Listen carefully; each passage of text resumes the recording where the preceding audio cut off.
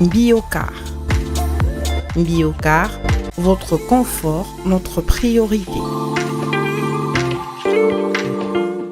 Cette grande édition du journal sur Mondico Télévision, dont voici les principaux titres. Le chef de l'État, Félix-Antoine Tshisekedi, et l'envoyé spécial du secrétaire général des Nations Unies pour les Grands Lacs, Wang Xia, le lundi 10 mars 2025 à la Cité de l'Union africaine. Le gouverneur de la province du Congo central a annoncé ce mardi 11 mars 2025 la décision du vice-premier ministre Jacquemain Chabani de lancer dans les prochains jours l'opération Ndobo pour traquer les bandits et tout ce qui sème l'insécurité dans la province du Congo central. La prise en charge des fistules obstétricales est désormais possible dans les provinces du Kwango et Kwilu à l'ouest de la RDC. 11 praticiens venus de ces deux provinces ont été formés durant 60 jours sur le traitement chirurgical de cette maladie considérée comme honteuse.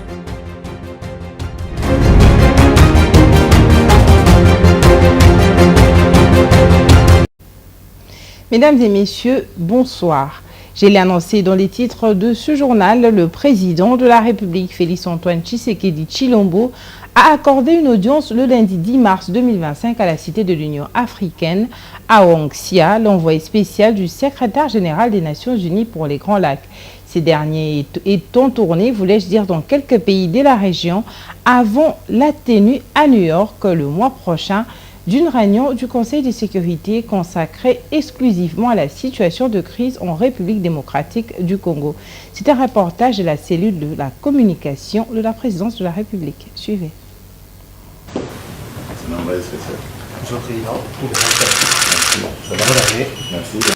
Nous avons une situation de crise très inquiétante avec les dernières évolutions qui a aggravé encore davantage l'instabilité dans la région des Grands Lacs, notamment à l'est de la RDC.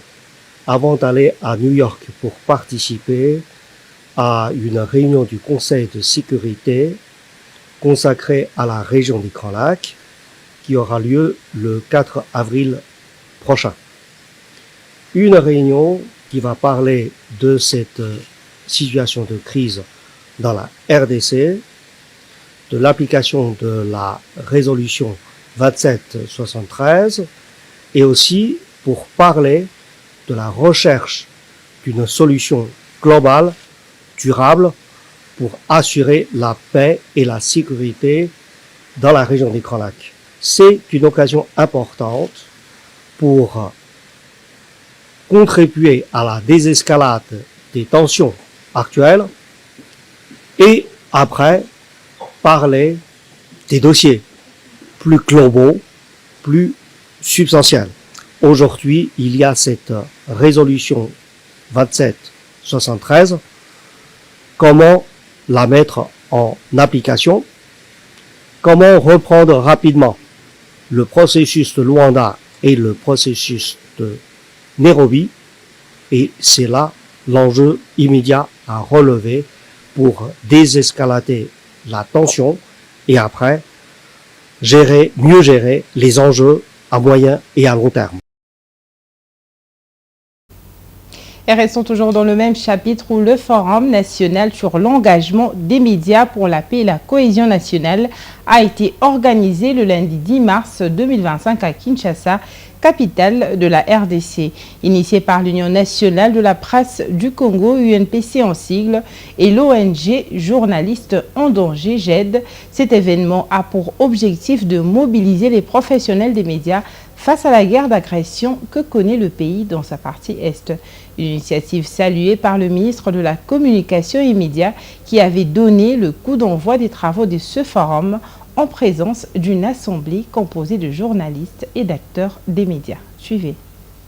C'est dans l'élégant cadre du Béatrice Hotel dans la commune de la Gombe au nord de Kinshasa que ce forum a été organisé. Cette rencontre s'inscrit dans un contexte de guerre d'agression rwandaise dans les provinces du Nord et Sud Kivu où les rôles des journalistes est crucial, informer, sensibiliser et préserver l'unité nationale. Prenant la parole au sortir de ce forum, le ministre de la Communication et Médias, Patrick Muyaya, a souligné l'importance de l'engagement des médias dans la lutte pour la défense de la patrie. Il a rappelé que ces forums s'inscrivent dans la continuité de la campagne congolais Telema, initiée par le gouvernement pour sensibiliser la population face à la guerre d'agression dans l'est du pays. Ça ressemble bien à une réponse à l'appel que le gouvernement a lancé, le président de la République, en parlant de mobilisation générale. Il y a quelques semaines, nous avons lancé la campagne congolais Telema et l'organisation de ces assises par GED rentre dans le cadre de la mobilisation de professionnels des médias pour parler à la fois de la situation de guerre que nous connaissons, mais aussi pour parler de paix, parce qu'après la guerre, il y aura la paix, et parler de la contribution des journalistes. Mais bien avant qu'on arrive à la paix, nous avons eu l'occasion de faire le point de la situation avec les médias, en commençant par saluer leur implication, parce que comme nous disons souvent, avant d'être journaliste, c'est d'abord de Congolais que cette guerre concerne les Congolais. Nous voyons régulièrement à travers les écrits, à travers le reportage, des journalistes être engagés, porter les messages de la défense de la patrie.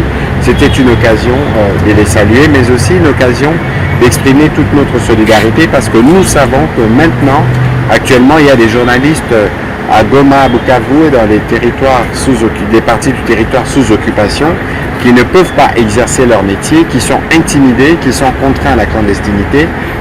Le président de l'UNPC a rappelé que la profession journalistique ne pouvait être dissociée de l'engagement patriotique. Pour lui, il est essentiel que les journalistes prennent conscience du danger qui menace la RDC et adoptent une posture de défense nationale à travers leurs travaux. Nous voulons sensibiliser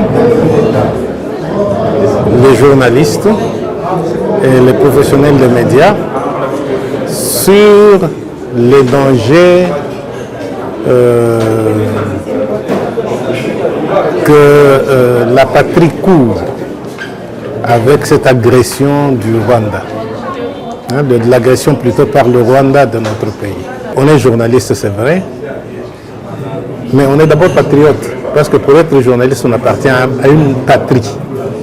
Et la patrie, c'est notre Congo, la RDC. La patrie, c'est notre Congo, la RDC. Donc, nous voulons mobiliser les confrères et les consoeurs et les autres professionnels des médias pour défendre la patrie. Ce forum a rappelé que les médias ont un rôle primordial à jouer dans la préservation de la paix et de l'unité nationale en période de crise. Les journalistes, par leur engagement, sont des défenseurs de la patrie et doivent contribuer à la sensibilisation et à la mobilisation face aux menaces extérieures. Et de leur côté, les artistes plasticiens congolais réunis au sein du groupe dénommé Bokar Collectif ont profité de leur participation à une exposition d'art à Lille en France pour plaider en vue de la restauration de la paix dans l'Est de la République démocratique du Congo. À l'aide, voulais-je dire, de leurs œuvres artistiques, ils ont profité pour dénoncer les violences organisées contre les populations congolaises et les pillages des ressources minérales et naturelles dans les provinces du Nord et Sud Kivu par les troupes rwandaises et leurs supplétifs du M23. Suivez. Devant l'aéroport de Lille en France, le scénario était bien préparé, attirer l'attention de tout ce qui passait autour de ces lieux très fréquentés. Les artistes congolais ont laissé parler leur talent artistique pour exprimer les souffrances et les pertes en vies humaines enregistrées dans la partie est de la République démocratique du Congo à cause de l'agression rwandaise. La délégation des artistes plasticiens réunis au sein de Bokar Collectif, conduite par son responsable Patrick Sakana, a dénoncé le silence de la France et la communauté internationale face aux atrocités et pillages des ressources naturelles orchestrés par l'armée rwandaise et leurs supplétifs du M23 AFC. À travers cette exposition d'art, ils ont présenté des tableaux et les ont disposés à même le sol en symbole de terre. Selon eux, la terre porte les cicatrices des conflits, mais aussi des racines de l'humanité. Ils ont lancé un appel à l'action de la part de la France et de toute la communauté internationale pour mettre fin à ces cycles infernaux des violences dans l'Est de la RDC. L'exposition a un objectif Normalement, c'est pour interpeller le monde par rapport aux problèmes qui se passent dans notre pays, parce que les Congolais vivent toujours avec des regrets, avec des remords, avec des problèmes à cause de notre richesse, à cause de notre patrimoine. Voilà. Nous, on voit que à partir de toutes ces richesses-là, c'est ça qui crée un peu des désagréments, des problèmes qui ne se passent dans notre pays. Et la raison pour laquelle nous sommes venus ici pour échanger. Outre les tableaux exposés à même le sol, ces artistes ont mis leurs tenues confectionnées, composées de bouchons de différentes bouteilles et déchets plastiques, ainsi que des ustensiles symbolisant les matières premières pillées par les agresseurs. Une manière pour ces artistes de faire voir à la communauté internationale combien la RDC est fragilisée et abandonné à son triste sort. Un artiste originaire de Goma, une ville actuellement sous occupation de l'armée rwandaise, exprime mieux ce qu'il a vécu depuis plusieurs années dans cette ville martyre de l'Est de la RDC. Je suis Messé Bouchon. Je suis là juste pour réclamer un problème qui se passe dans notre pays. Précisément, République démocratique du Congo. Et voilà la raison de venir ici en France pour parler au monde. Pourquoi les Congolais sont toujours marginalisés? Pourquoi les Congolais sont toujours comme un petit enfant? Pourquoi les Congolais sont toujours pleurnichés? Mais malgré nos pleurs, malgré nos graissements de dents, malgré tout, personne vient trouver la solution pour que le calme entre dans notre pays. Les artistes congolais ont, à travers cette exposition, rappelé l'histoire de la guerre en RDC pour faire comprendre la gravité de cette situation à la base des millions de morts et des déplacements massifs des populations. Toutes les voies sont explorées par les Congolais pour le retour de la paix dans l'Est de la République démocratique du Congo. Toutes les couches sociales sont mobilisées pour défendre l'intégrité territoriale de ce pays, selon un appel lancé par le président Félix Tshisekedi et le gouvernement. Et parlons à présent d'une actualité qui fait débat. Les suspens a été levé pour les 3 cadres du Parti du Peuple pour la Reconstruction et la Démocratie, PPRD, appelés à comparaître pendant près de 8 heures le lundi 10 mars 2025 à l'auditorat militaire. Aubin Minakou, Emmanuel Chadari ainsi que Ferdinand Cambéré qui sont rentrés en homme libre après avoir attendu le monitoring de leur téléphone qui n'avait rien de compromettant. Mais une note de la DGM rendue publique ce même 10 mars indique que ces 3 fidèles de l'ancien président Joseph Kabila sont interdits de quitter le territoire national. Suivez.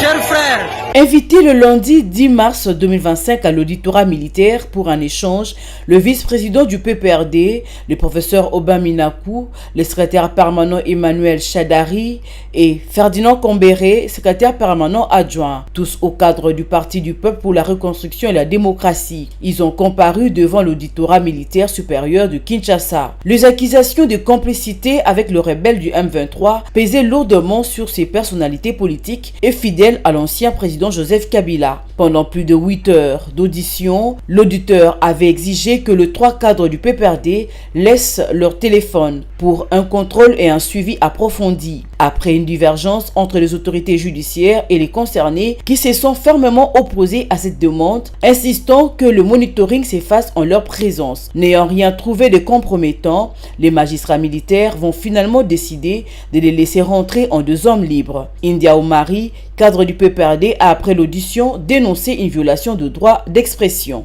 Il voulait même à la fin retirer le téléphone, ravir les téléphones, nos téléphones. Nous avons refusé, nous avons dit bon, dans ces cas, on dort ici.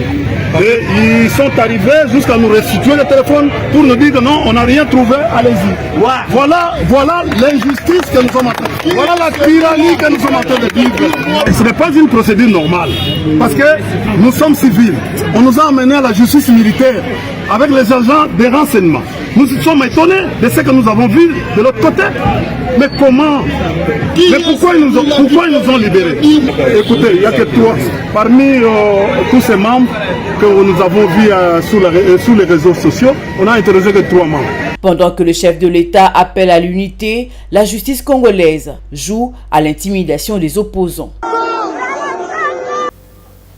Et je l'ai également annoncé dans les titres de ce journal, la lutte contre l'insécurité et le banditisme urbain dans la province du Congo central à l'ouest de la RDC a été au centre de la réunion du Conseil provincial des sécurités dirigé par le vice-premier ministre de l'Intérieur, Sécurité, Décentralisation et Affaires coutumières ce mardi 11 mars 2025 au cabinet du gouverneur dans la ville de Matadi, chef-lieu de cette province. À l'issue de cette réunion, le gouverneur de province a annoncé la décision du vice-premier ministre de lancer dans les prochains jours l'opération Ndobo pour traquer les bandits et tout ce qui sème l'insécurité dans sa province. On écoute son propos.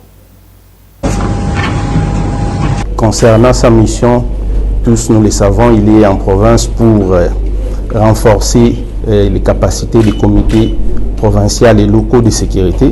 Et le deuxième point, c'est lui de lancer l'opération Ndobo dans toute l'étendue de la province du Congo central. C'était l'essentiel. Le troisième point, c'était pratiquement la situation sécuritaire qu'on ne va pas aborder ici à la presse. Son Excellence a donné des orientations fermes aux préoccupations des services de sécurité de la province. Et dans le reste de l'actualité, les vice-premiers ministres, ministres de Transport, voulais-je dire, voies de communication et désenclavement, Jean-Pierre Bemba, a présidé une réunion de travail le lundi 10 mars 2025 à Kinshasa pour les représentants de la Direction générale des douanes et assises, DGD en sigle, et de l'Office national de transport, ONATRA. Cette réunion avait pour objectif de finaliser l'accord visant à injecter des fonds en provenant de la DGDA vers le fonds social de l'ONATRA. Martin Lukusa, directeur de l'ONATRA, a exprimé sa satisfaction et son enthousiasme, qualifiant cette étape de atterrissage réussi. On écoute son propos. C'est pourquoi nous en profitons pour dire grand merci au chef de l'État pour avoir pensé à cette solution-là et remercier encore de vive voix les vice-premiers ministres et ministres du Transport parce qu'il a mis vraiment tout son temps pour que nous puissions atterrir en beauté. Et maintenant, on peut dire qu'il y a un soulagement qui s'annonce pour les travailleurs de l'ONATRA. Le message, c'était un message d'espoir, parce que vous comprenez que notre gouvernement est en train de mettre le bouchée double pour résoudre définitivement ces problèmes des arriérés et des décomptes finaux des agents, et puis permettre aussi à l'entreprise de retrouver ses équilibres afin d'amorcer un développement qui soit durable. Non, mais dès ce soir, demain matin déjà, nos informaticiens plus ceux des DGDA vont se mettre ensemble pour que les algorithmes soient réalisés de telle manière que d'ici 48 heures, que les premiers dollars commencent à tomber. Non, on est vraiment content des efforts qui sont fournis par notre gouvernement. Et de son côté, le gouverneur de la ville-province de Kinshasa, Daniel Bumba, a annoncé le lundi 10 mars 2025 la mise en service des taxis fluviaux, une initiative visant à fluidifier la mobilité urbaine en exploitant la voie fluviale pour faire face aux embouteillages persistants qui paralysent la circulation à Kinshasa. Suivez les propos recueillis par Jérémy Tambouka.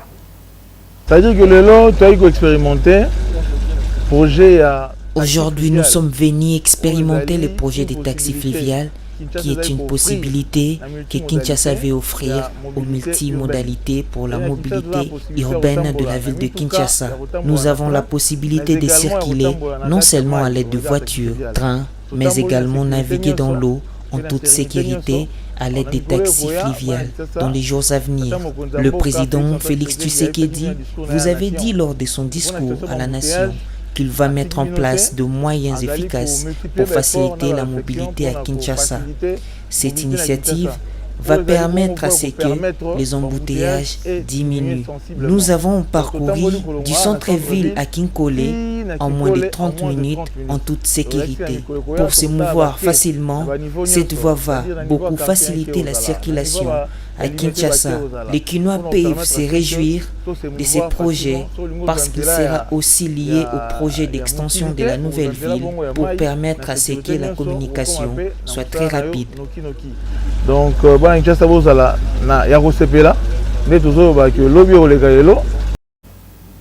et un mot de santé dans ce journal, la prise en charge de la fistule obstétricale est désormais possible dans les provinces du Kwango et Kwilu, à l'ouest de la République démocratique du Congo. 11 praticiens, voulais-je dire, venus de ces deux provinces ont été formés durant 60 jours sur le traitement chirurgical de cette maladie considérée comme honteuse. Les femmes souffrant de cette maladie étaient souvent obligées de venir se faire soigner à Kinshasa, la capitale.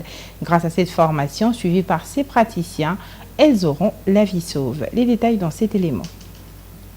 C'est un ouf de soulagement pour les provinces du Kwango et Kwilu à l'ouest de la RDC. Elles ont désormais des spécialistes en prise en charge de la fistule obstétricale. 11 personnes, médecins, infirmiers, anesthésistes et réanimateurs de ces deux provinces ont appris la prise en charge de la fistule obstétricale qui constitue un problème de santé publique en RDC. La fistule obstétricale touche entre 5000 et 7000 personnes et les zones reculées de ces deux provinces sont particulièrement touchées. D'où l'organisation de cette phase de formation de plus de 60 jours de ce prestataire de soins. La formation que nous clôturons aujourd'hui nous permettra d'atteindre un objectif ambitieux.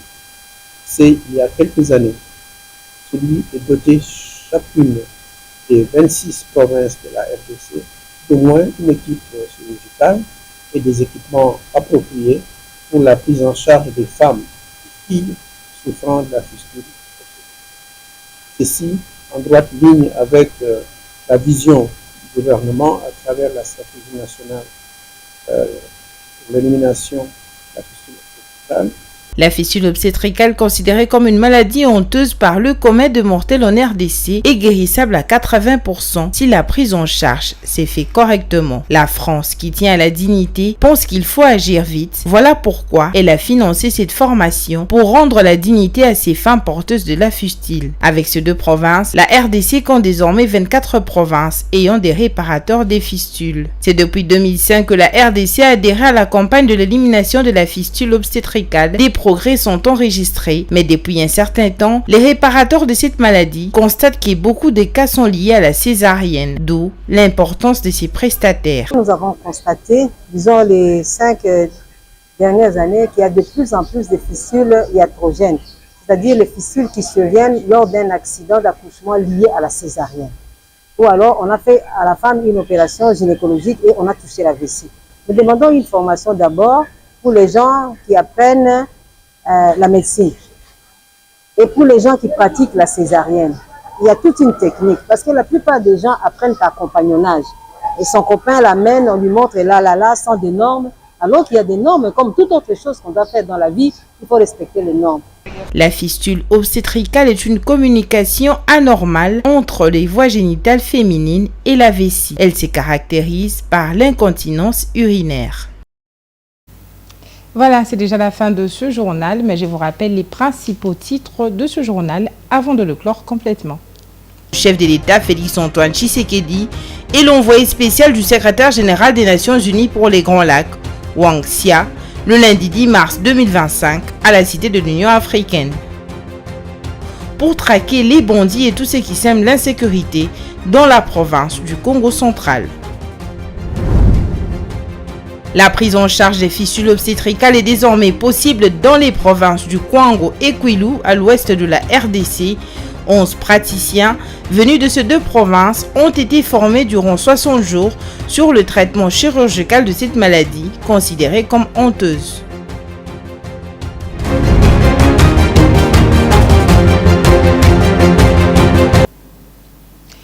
Ce journal est complètement terminé. C'était un plaisir pour l'équipe de la rédaction et l'équipe de la technique de vous le présenter. Retrouvez la grande édition demain à 19h avec Winnie Gali Junior. Quant à moi, je vous dis à très bientôt et très bonne suite au programme sur Mondico Télévision. Une pensée, un écrit. Bonsoir chez vous. Ce journal vous a été offert par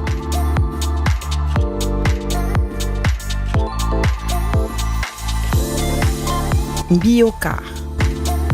Biocar, votre confort, notre priorité.